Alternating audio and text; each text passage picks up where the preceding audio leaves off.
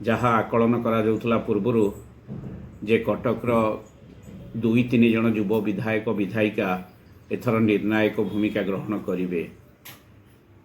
प्रथमतः सौभिक विश्वाल से प्रभात विश्वाल पुओ राज्य राजनीति रे प्रभात विश्वाल सुनाम रही। तेणु जदिओ से परिस्थिति रे दलरू बहिष्कृत होते अल्प दिन तले किंतु तांको पुओ सौभिक 2 थर विधायक लोकप्रियता उभयंकर रही।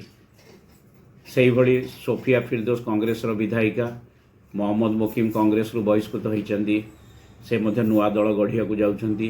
तेणु सोफिया द्वंद्व भितर थिले एकथा समस्ते लक्ष्य करुथिले।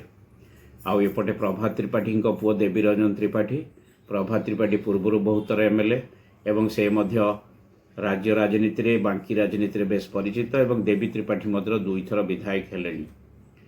ये 3 जन को मु एइथि पई कहूची एठी सोफिया फिरदौस उपर लोकंकर संदेह थिला, सौभिक विश्वाल उपर लोकंकर संदेह थिला, किंतु देवी त्रिपाठी उपर एते संदेह लोक करूनथिले बा दल स्तर रे मध्य एते संदेह नथिला।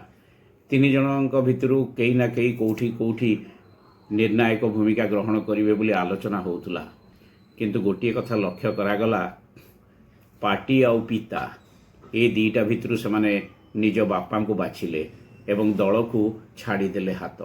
से ही मुहूर्त दल को से माने हाथ छाड़िले जो मुहूर्त दल से बहुत साहाय्य चाहूला। धर्म संकट तांको आगे थिला। धर्म संकटर दुआही देकी निज बापा मान प्रति होइतिबा अपमान को दुआही देकी से माने दल विरुद्ध रे जाइकी क्रॉस वोटिंग कले।